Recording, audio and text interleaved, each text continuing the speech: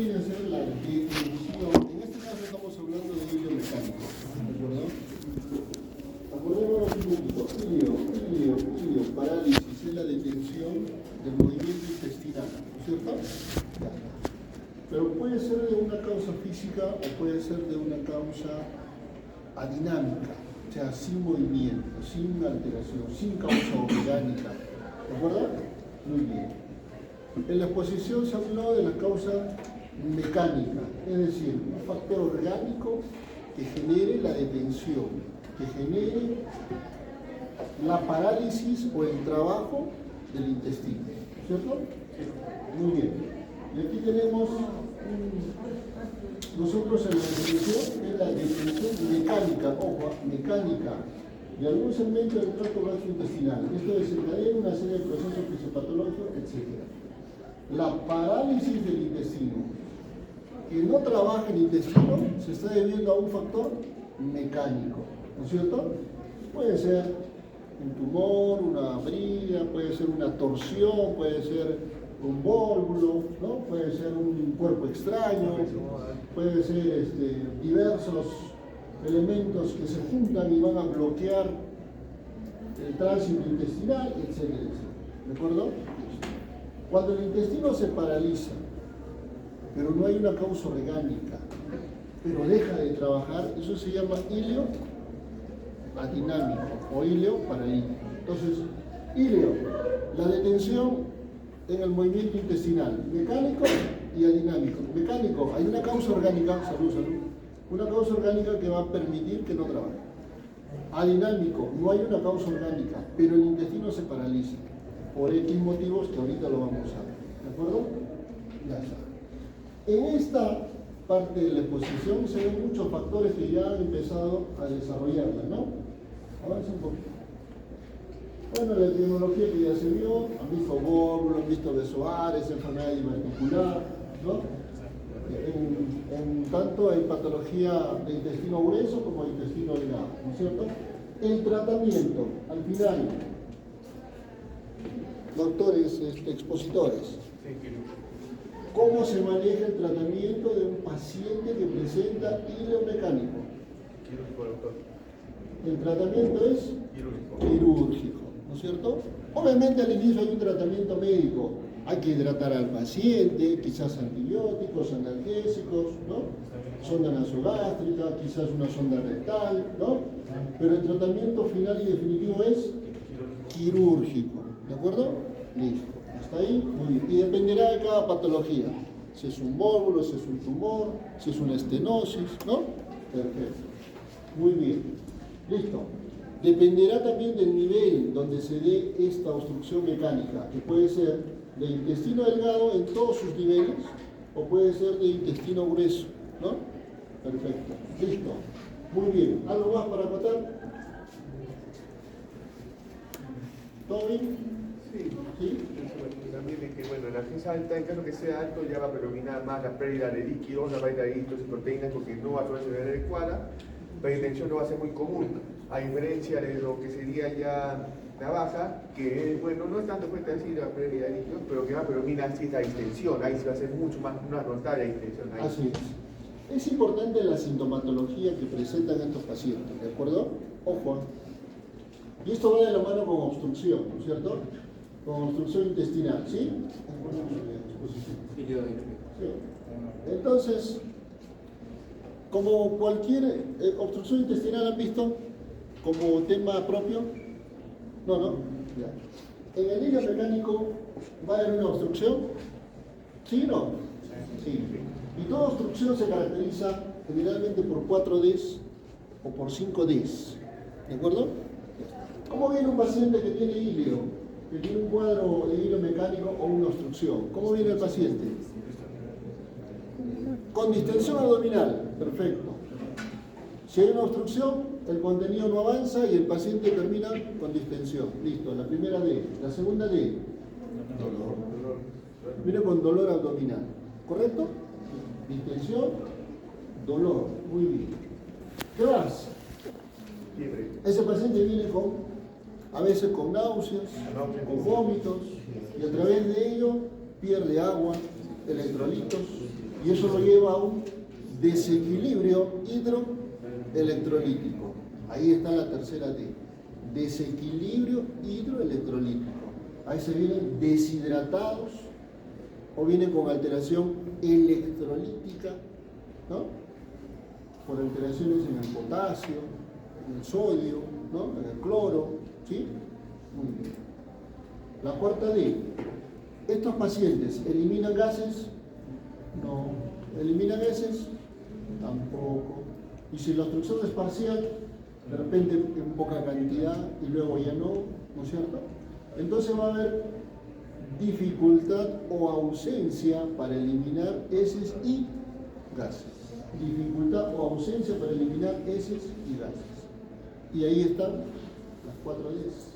¿No es cierto? Todo paciente que viene obstruido viene con las 4 Ds. Y la quinta ya es cuando vienen malas condiciones, séptico, deshidratado, ¿no? En grado máximo, y que a veces ya viene un cuadro crítico, ¿no? Y que puede llevarlo a la muerte. No da tiempo a veces de llevarlo a sala de operaciones, o llevas al paciente a sala y no puede terminar el acto quirúrgico, puede fallecer, o después de la cirugía también. Ahí está la quinta defunción, ¿no? Defunción. Muchas veces llegan así porque vienen de otro sitio, porque de repente iniciaron un tratamiento alternativo, ¿no?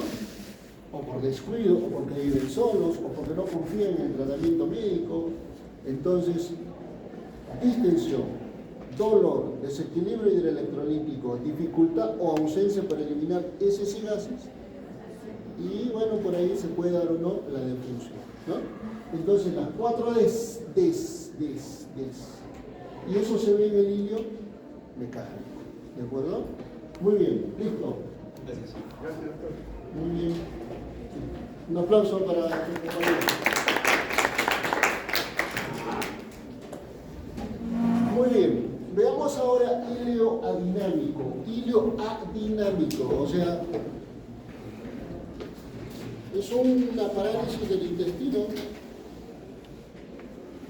También se le conoce como hilo paralítico, ¿no? Hilo sabemos que es parálisis, ¿correcto? ¿Sí?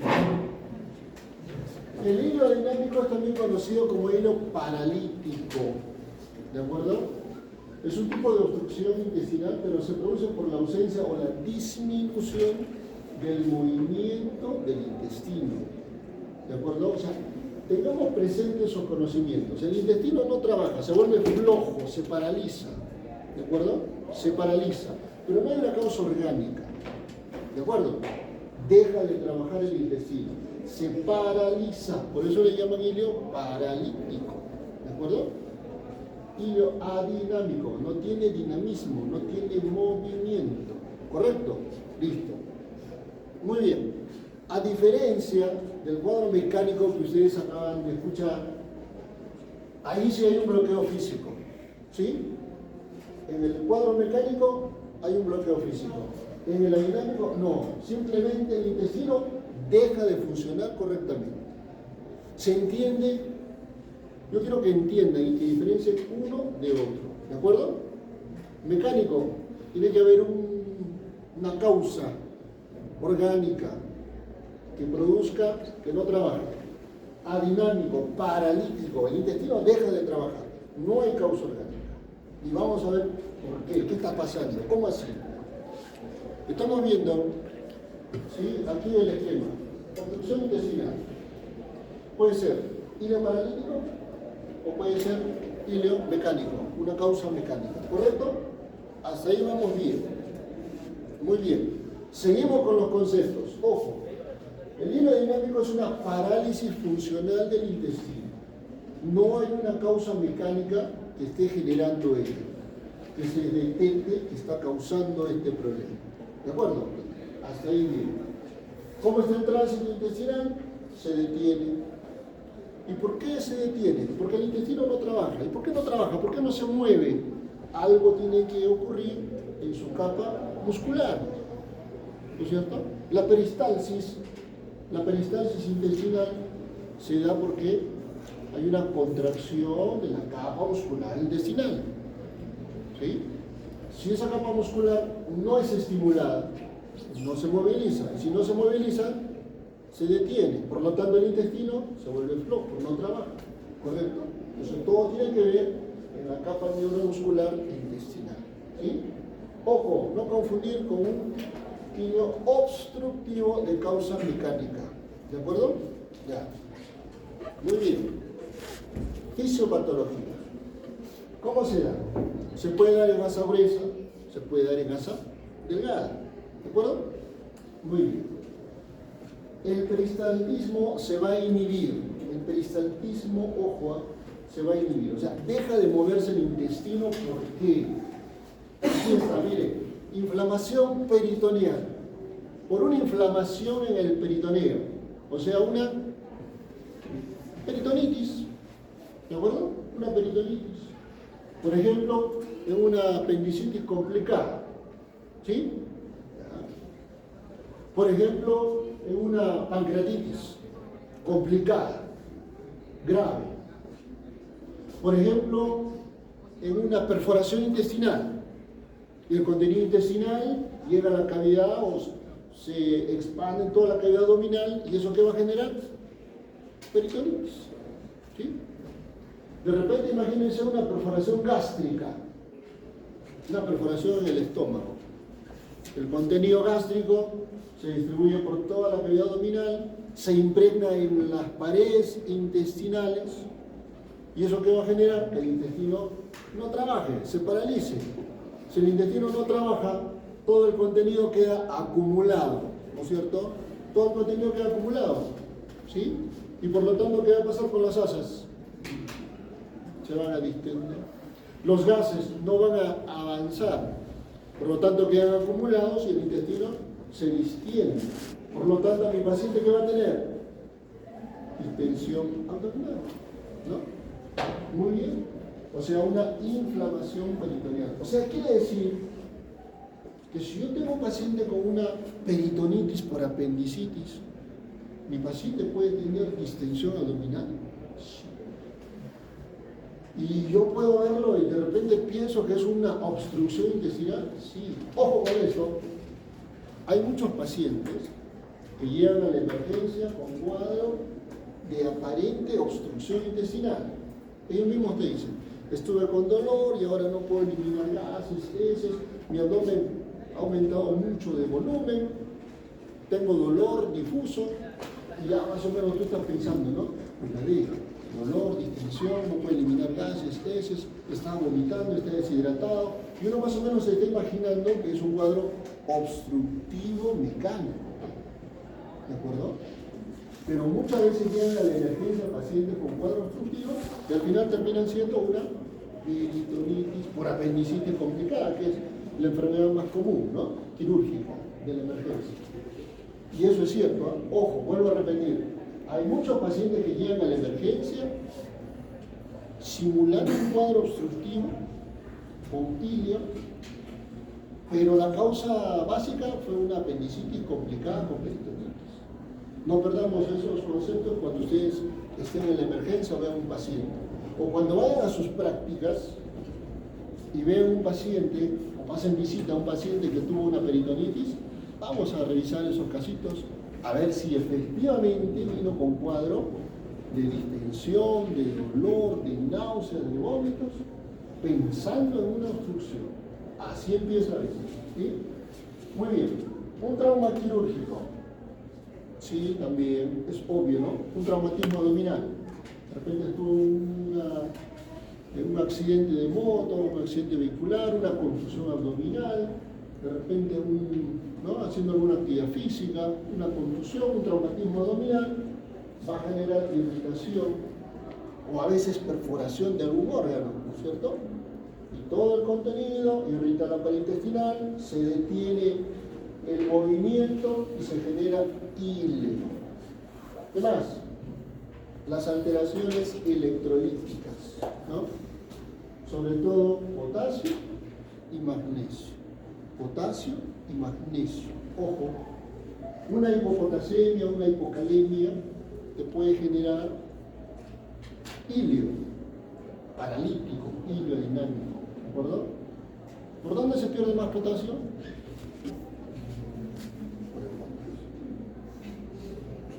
sea, en las deposiciones, en los vómitos. Vómito, doctor. No, al otro, al revés. A través de las diarreas, ¿no? ¿O no? Sí, ustedes que han hecho pediatría ya. Bueno, más se pierde potasio, dicen, por el potasio. Es decir, a través de las deposiciones. Se pierde también a través de los vómitos, pero más se pierde a través de las deposiciones. ¿De acuerdo? Entonces, a veces estos pacientes tienen cuadros de náuseas, vómitos, y eso los puede llevar a una hipocalemia o hipopotasemia. ¿De acuerdo? Muy bien. Y el paciente va a venir con trastorno electrolítico. Y nos viene con cuadro de híleo paralítico. Por eso llega a la emergencia y ustedes ya le están pidiendo, aparte de los análisis, vamos a sacar una y electrolitos, ¿no? Para ver los niveles de potasio. Efectivamente, muchas veces encontramos un dosaje de potasio por debajo de 3.5, 3, 2.5, ¿no? 2.7, 2.3, catalogado como hipocalemia. Corregimos la hipocalemia y se corrige el tránsito intestinal. Entonces, siempre hay que tener presente todo ello, ¿no? Mediadores inflamatorios también van a permitir la inhibición del movimiento intestinal, sobre todo la liberación del factor de necrosis tumoral de interleucinas C. Obviamente un desbalance entre el sistema simpático y parasimpático, ¿no? Alteraciones entre el sistema simpático y parasimpático también va a generar que el intestino se paralice. ¿Correcto? Muy bien. Entonces, vamos a la etiología. ¿Por qué el intestino deja de trabajar? Deja de trabajar, sin causa orgánica. Aquí va, la principal. Por una cirugía abdominal. ¿De acuerdo? O sea, una causa, cuando el paciente, por ejemplo, es sometido a una cirugía. Es una causa muy frecuente. Por ejemplo, operamos a un paciente y le hacemos una laparotomía por una apendicitis con peritonitis. Se ingresa cavidad, se aspira el contenido purulento, los intestinos son manipulados porque hay que hacer una evisceración, lavar, revisar, ¿no? Tenemos que revisar toda la cavidad. Muchas veces, si alguno ha tenido la oportunidad de entrar a la sala, las asas intestinales están siendo evisceradas y estamos manipulando, a veces lavamos, manipulamos, revisamos, ¿no? Muy bien. Esa manipulación de las asas intestinales es un estímulo, porque las estamos manipulando, tocando. Por un lado, por lo que le hacemos. Por otro lado, porque está siendo irritada por el contenido, ¿no es cierto? Entonces, todo ello va a llevar a una parálisis. Y muchas veces eso lo tenemos presente. Operamos a un paciente y luego decimos, cuidado, puede hacerte híleo en los días posteriores, así que hay que estar atentos, vigilen las náuseas, vómitos, a veces le colocamos sonda nasogástrica, ¿no? Para que pueda evacuarse el contenido, ¿cierto? Entonces siempre tenemos presente que una de las causas principales de híleo dinámico posterior a una cirugía, ¿de acuerdo? O sea, en pacientes post-operados, sea de una cirugía no complicada o complicada. Obviamente, en una complicada va a haber más posibilidades. En una no complicada, no tanto, pero también se puede dar, ¿de acuerdo? Más en cirugías abiertas que en cirugías laparoscópicas, ¿no? Cirugía abierta manipulamos más, cirugía laparoscópica con las pinzas, ¿no es cierto? Otra causa, las infecciones. Volvemos a lo que estábamos hablando anteriormente. Una infección intestinal, una gastroenteritis, gastroenterocolitis, ¿no? Una apendicitis. ¿Todo eso puede generar híleo? Sí. ¿Qué más puede generar? Una pancreatitis, ¿no? Una diverticulitis, ¿sí? Puede generar la detención, que el intestino se vuelva flojo. Siguiente punto, fármacos. Ojo con esto. Fármacos, los opioides. Ustedes ya han hecho farmacología, saben toda la variedad de opioides, ¿no? antidepresivos tricíclicos, los anticolinérgicos, pueden retrasar el movimiento de los intestinos. Ojo, miren, pueden retrasar o detener el movimiento intestinal. Sobre todo pacientes psiquiátricos. Hay muchos pacientes psiquiátricos, ¿no? Con antidepresivos, ¿sí? Entonces, en muchos de estos pacientes a veces nos consultan a nosotros porque cursan con cuadros de constipación, ¿no? No pueden realizar deposiciones 2, 3, 4, 5 días, a veces distensión abdominal, acompañada de dolor, ¿no? Entonces muchas veces nos consultan, bueno, imaginando que quizás sea un cuadro para operar, pero haciendo una buena historia, una buena anamnesis, y llegando a este punto, se debe muchas veces a la medicación que ellos siempre tienen que consumir, ¿de acuerdo? Entonces, tener presente, tener en cuenta, ojo, ¿sí? Muy bien, si ustedes están por ahí tristes, teniendo problemas, ¿no? De pareja, qué sé yo, y se toman antidepresivos, cuidado. Cuidado ahí. Siempre con su laxante a la mano, porque pueden cursar con cuadros de... Salud, salud. ¿Y eso es cierto? Claro, sí. Sí. Muy bien, entonces, cuidado ahí, con la depresión, ¿de acuerdo? Muy bien, otra vez, la hipocalemia, ¿no? La hipomagnesemia también te puede generar hilio. La pancreatitis, la peritonitis, claro. ¿Han visto a un paciente con pancreatitis grave? Bueno, cuando lo vean, se van a dar cuenta. La pancreatitis no solamente fue la inflamación, bueno, la inflamación del páncreas, pero cuando es grave afecta a muchos órganos, ¿no es cierto? Muchas veces hay líquido que se distribuye por toda la cavidad abdominal y ese líquido irrita la pared intestinal y genera que se detenga el movimiento.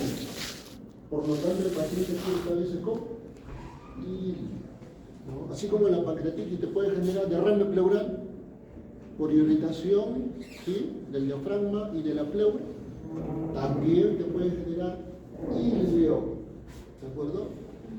Y ese hilio te va a llevar a un cuadro de náuseas, vómitos, ¿no? ¿Que se da la pancreatitis o no? Sí. Entonces ya empezamos a ver cositas que van de la mano, ¿no? Porque se da una y otra situación. Muy bien. También otro de los factores es la disminución del riego sanguíneo. O sea, pacientes que, por ejemplo, están cursando con una isquemia intestinal, ¿no? Con trombosis de algunos vasos, ¿de acuerdo? También te puede llevar a una detención del tránsito, a una parálisis, a un hilio. Entonces ahí vemos, en el esquema, ¿no? Paciente sometido a una cirugía abdominal, una laparotomía, apendicitis complicada. Todas las asas intestinales han sido evisceradas. Esa manipulación excesiva que hacemos puede generar que a la larga o posteriormente el intestino quede como resentido, digámoslo así, ¿no? Por agarrarlo mucho también reacciona y se queda paralizado, ¿eh? Por tocar mucho se paraliza, ¿no? Y por lo tanto hace un cuadro de acuerdo? Igual, otra cirugía, ¿no? Cirugía abierta sobre todo, de una apendicectomía. Esa manipulación de los intestinos puede generar, ¿sí? Entonces, miren, nuevamente, resumiendo lo anteriormente dicho, por ejemplo, puede haber una causa peritoneal, ¿sí? Una causa peritoneal. ¿Cómo así? Una peritonitis. ¿Te puede dar hilio? Sí, ¿no?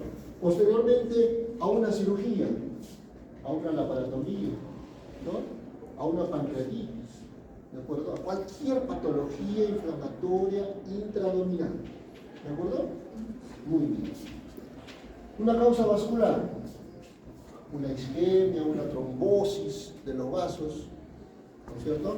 Va a generar pues, que ese intestino no trabaje bien porque no llega buena o suficiente cantidad de oxígeno, nutrientes, de sangre. Entonces no trabaja bien, se paraliza. Eso lo deducir, ojo, memoria no. Lo básico y de ahí empezamos a trabajar, a deducir, ¿de acuerdo? Todo es en base a eso, ¿de acuerdo? Memoria no, vas a estar como loco ahí memorizando. ¿Cómo era? Peritoneal vascular. No, pero te confundes, ¿de acuerdo? Te confundes. Una causa tóxica, también, las famosas uremias, pacientes que presentan cuadros de enfermedad renal y que cursan con uremia, la uremia te puede generar híleo. Uremia te puede generar híleo. ¿Y cómo ves tú a tu paciente? Con distensión. ¿Y cómo te consultan del lado de la medicina, de medicina, ¿no? De la parte de medicina interna? Paciente con cuadro obstructivo, ¿no? Por posibilidad quirúrgica. Vas, lo evalúas, una buena anamnesis, no, es un paciente que tiene problemas renal, a ver, ¿cómo está la urea? Elevadísima.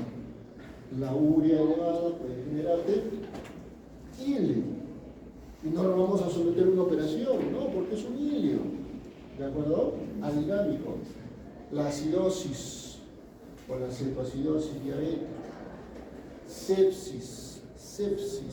Es un paciente con cuadro de sepsis, por cualquier causa, sepsis, no solo abdominal, sino de otra zona.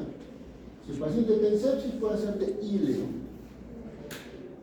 Y eso a veces confunde, ¿no? Porque ya estás imaginando que es para operar, pero no, está dentro del cuadro. Los opiáceos, los anticolinérgicos, ya sabemos ahora que algunos medicamentos pueden cursar con híleo, te pueden ralentizar el movimiento intestinal, te lo pueden volver un poco flojito, ¿no es cierto? Te hacen bien para otras cosas, pero también te puede generar trastorno. Allá, un cuadro de hipocalemia, ¿no? Un cuadro de hipopotasemia, híleo, ¿sí? Una crisis adisonial, etc. Como reflejos también a un cólico biliar, a un cólico renal, a una hemorragia, ¿no es cierto? Claro. Muy bien. Algún traumatismo abdominal, ¿no? Traumatismo abdominal cerrado, abierto, etc. Un infarto agudo en miocardio, también se puede producir la detención del movimiento. Y obviamente también los cuadros neurológicos. Los cuadros neurológicos, hay pacientes que tienen traumatismo vértebro-medular, ¿no? Una fractura vertebral con traumatismo de médula, ¿qué te puede llevar? A híleo, ¿sí? Claro. Un paciente con un traumatismo encefalocraniano, es un paciente que se encuentra en la unidad de cuidados intensivos, está postrado, no se moviliza, y luego de unos días lo evalúan y presenta distensión abdominal, no elimina heces, no elimina gases. Entonces, muchas veces nos consultan, ¿no? Imaginando que sea un cuadro para operar. Pero al final, otra vez, buena historia clínica, buena anamnesis, buen examen físico, concluyes en que se trata de un cuadro de híleo paralítico o híleo adinámico. Ojo a tener en cuenta. Otros factores también, por ejemplo, hay pacientes con hipotiroidismo, ¿sí? Ustedes han hecho el cuadro de, bueno, la clase de hipertiroidismo e hipotiroidismo, ¿no? ¿En quiénes se presentaba diarreas? ¿En el hipo o en el hiper? En el hiper. ¿Y en quiénes se presentaba estreñimiento? En el hipo. Los pacientes con hipotiroidismo tienen disminución del movimiento intestinal y pueden cursar con cuadros de constipación. Y si eso es más frecuente, más agravado, se puede presentar híleo. ¿De acuerdo? Entonces a veces hay pacientes, hemos visto, pacientes que van a la emergencia o pacientes que te consultan porque han probado de todo, laxantes, enemas, bioral, jarabes, de todo, y no mejoran, ¿no? Y al final le haces un estudio tiroideo y determinas tiene hipotiroidismo, ¿sí? Y esa era la causa de eso y de su constipación, ¿no? De ese enlentecimiento del tránsito intestinal. ¿De acuerdo? Entonces, hay varias cositas que ya estamos conociendo y que ustedes tienen que saber que van a generar la detención del movimiento intestinal. ¿Correcto? Cuidado con los fármacos. Ahí está el esquema abajo. El consumo, ya saben, de opioides, de otro fármaco puede generar eso, ¿no? ¿Hay otra clase aquí? Sí, ¿A qué hora? a las 4. Ya las 4. Sí, doctor. Falta todavía un minuto. ¿Cuánto falta? Un minuto. Sí, las... No, está bien. No se olviden, ¿ah? La cosa más frecuente, ¿cuál es? Posoperatoria, ¿sí? Ya está. Ahí va, tranquilos, tranquilos. Clínica, fácil. Ya habíamos hablado anteriormente. ¿Qué hay? ¿Distensión? Sí. ¿Dolor? Sí. ¿Qué más? Náusea. ¿Qué más? Vómitos. Ausencia de ruidos intestinales. ¿Escuchan los ruidos? No hay un silencio. ¿Qué más? No elimina heces ni gases. Esto es simplemente para deducir. ¿De acuerdo? Quiero aprender de memoria, ya bueno, pero me hago la idea. Pero, oye, ¿qué va a tener? Náuseas, vómitos, sí, ahí está. Distensión, dolor, ¿no es cierto? Claro, fácil. Diagnóstico. Puedo hacerlo por imágenes, por clínica. Clínico más imágenes, ¿no es cierto? Buena anamnesis, ¿de acuerdo? Más un examen físico adecuado, perfecto.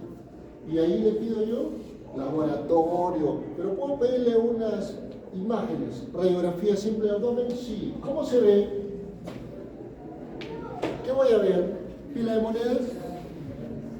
¿Sí no, eso es más para mecánico. ¿Qué voy a ver? Solamente aire, distensión y aire en asas intestinales, delgadas o gruesas. ¿Sí? No voy a ver, pues, en el válvulo veo los signos, ¿no?, del grano de café, del neumático, etc. Pero en esta flaca simplemente es aire y distensión en los intestinos. Aire y distensión, nada más. Tomografías, miren acá, cómo se ven las asas intestinales, distendidas, ¿no es cierto?, con contenido en su interior. Ahí está.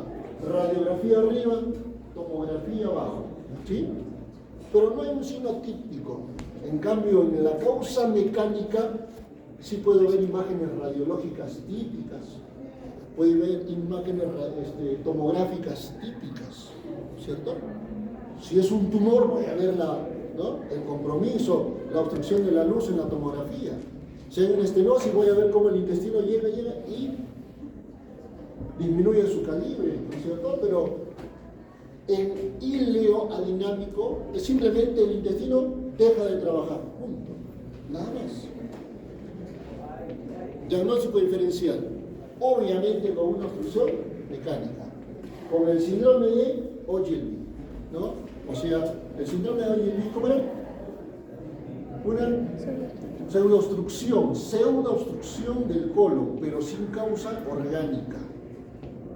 Pseudoobstrucción, el colon no trabaja por causas neuromusculares, por causas nerviosas, por problemas de fármacos, etcétera, etcétera. Pero no hay una causa orgánica, es del colon. Una peritonitis, una apendicitis complicada. Esto les decía yo, hay muchas apendicitis complicadas que llegan con íleo. Y te dicen, no puedo hacer deposiciones, no puedo eliminar gases, estoy distendido. Y haces una historia buena y al final, oye, esto empezó como apendicitis. Lo operas y confirmas tu diagnóstico. Ojo, cuidado con eso, a tener en cuenta. Tratamiento. ¿El hilo dinámico se opera? ¿El hilo mecánico? El dinámico no se opera, ¿cierto? Generalmente el tratamiento médico. ¿Cuál? Al paciente, primero, nada por vía oral, ayuno, sonda nasogástrica para descomprimir, ¿sí? Hidratación, cloruro, ¿no?, lactato Ringer, etcétera, ¿no es cierto? Solución polielectrolítica, lo hidrato porque está vomitando, ¿sí? Porque está en desequilibrio. Muy bien, voy a corregir la causa que está generando eso. Si está con infección, con sepsis, trato la infección, ¿sí? Si tengo hipocalémico, magnesemia, corrijo los niveles de potasio, de magnesio, ¿sí? Si de repente son fármacos que están generando esto, retiro los fármacos, suspendo ese tratamiento, ¿correcto? Hago una movilización temprana, sobre todo en los pacientes operados. Ahí, miren, movilización temprana. Los pacientes que son operados, ¿qué les decimos al día siguiente? Por favor, levántese, camine, movilícese, ¿no es cierto? Porque si nos tenemos días echados, el intestino no trabaja, está flojo. Cuando uno se para, camina, se moviliza, el intestino empieza a trabajar, a moverse y avanza el contenido, ¿no es cierto? Listo.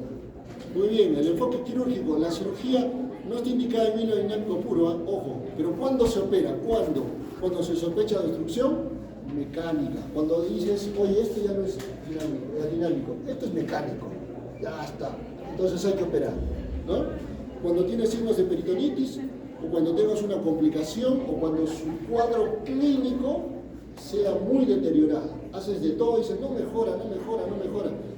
Que no me mejore, entonces entramos a sala operar,